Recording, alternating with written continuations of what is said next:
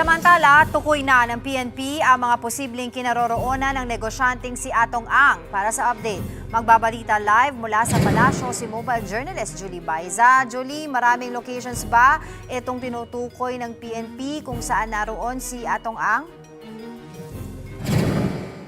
Angela, kinumpirma nga ngayong tanghali ni PNP Chief Police Lieutenant General Jose Melencio Nartates na tukoy na nila yung iba't ibang lokasyon na posibleng ang kinaroroonan ni Atong Ang. Papunta na raw yung dedicated teams ng PNP para ihain yung warrant of arrest na inilabas ng Santa Cruz, Laguna Regional Trial Court Branch 26. Sabi ni Nartates, tukoy nila at yung lokasyon ng negosyante at isisilbi nila yan sa lahat ng mga natukoy na lokasyon.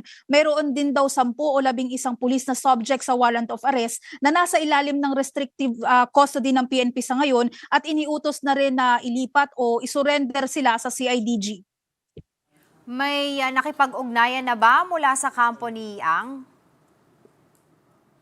Sa ngayon ng PNP, Angela, nakikipag-ugnayan sila doon sa Santa Cruz, Laguna Regional Trial Court Branch 26, kaugnay nga nitong warrant of arrest. Pero hindi nabigyan ng impormasyon kung may nagsisend ba ng surrender feeler o pakikipag-ugnayan yung kampo ni Ang. Pero bukod naman kay Ang, ipinaaresto rin ng korte yung sina Ryan J. Eliab Orapa, Alfredo Uy Andes, Michael Haiktin Claveria, Rogelio Teodoso Burican Jr. at Rodelo Antupuesto Anig-ig. Ang sabi ng PNP, tinitiyak nila na maihahain at maipatutupad yung batas at masusunod yung proseso sa paghahain ng warrant of arrest sa mga akusado. So far naman, wala tayong balita kung nakaalis naman ng ibang bansa itong si Atong Ang. Angela, walang ganyang impormasyon na sinabi si PNP Chief Nartates dito sa palasyo. And of course, Julie, taking this opportunity to ask you na rin dun sa issue sa Independent Commission on Infrastructure or ICI, may sagot na ba ang palasyo na hindi na daw makakapagrekomenda ng kaso ang komisyon dahil nga kulang sila sa commissioner or meron ba silang plano magdagdag pa o wala na? Angela, ang sabi ni Palace Press Officer Claire Castro, kahit sino naman daw maaaring magsampa or magrekomenda ng paghahain ng kaso sa ombudsman.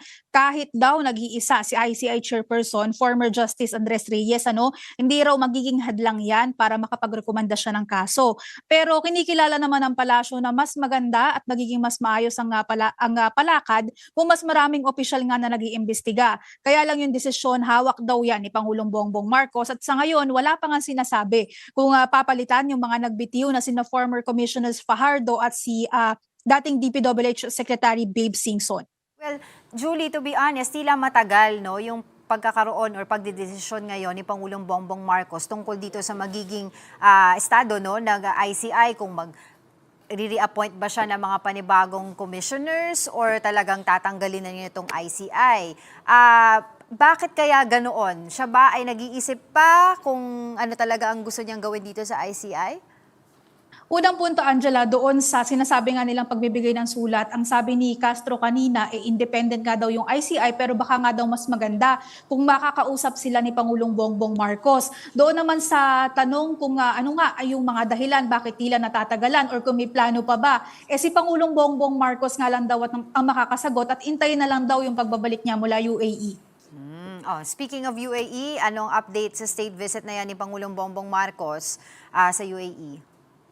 Angela, ngayong around 11:28 nung makauwi si Pangulong Bongbong Marcos sa bansa mula sa UAE, bigpit niya yung mga nilagdaang agreement. Pirmado na yung Comprehensive Economic Partnership Agreement o yung unang free trade agreement ng Pilipinas sa isang Middle Eastern state. Layunin niya na mapababa yung tariff, mapaunlad yung market access para sa goods and services at mapataas yung investment flows ng bansa. Ang sabi ni Castro kanina, inaasahan din daw na tataas o madadagdagan yung oportunidad at trabaho para sa mga Pilipino. Kinumpirma rin ng palasyo na nilagdaan yung Memorandum of Understanding on Defense Cooperation. Pero kung ano yung nilalaman nito, Angela, kailangan pa daw busisiin or i-anunsyo paano angkop na government agency. Natalakay na ba ulit dyan, Julie, yung usapin tungkol kay Zaldico kung paano nga siya mapapauwi dito? Because of course, ang katanungan ng maraming kababayan natin, mga kapatid natin, Julie, na sa taas ng intelligence fund at a confidential fund ng Pangulo with record high 4.5 billion Until now, Yes. hindi pa rin matukoy. Kahit man lang matukoy kung nasaan talaga, no, na sigurado tayo. Kasi ngayon, sinasabi nila, posibilidad na nasa Portugal, Portugal. si Zaldico. Yes, actually kahapon nga rin naitanong na yan doon pa lang sa DILG pero ang paulit-ulit naman na isinasagot sa atin gumagana naman yung sistema at patuloy na nakikipag-ugnayan yung mga concerned government agencies. Etong PNP ang sinagot sa atin ngayong umaga, nakikipag-ugnayan pa rin naman daw sila with foreign counterparts para nga sa pagtukoy or pagpapauwi para ma-repatriate itong si former Ako Bicol Party List Representative Zaldico. Pero wala rin silang mga iba pang konkretong hakbang na inilatag sa atin, Angela, kung ano pa yung other ways bukod nga doon sa kahapon na usapin ng repatriation. Maraming salamat, Mobile Journal, Julie Baiza.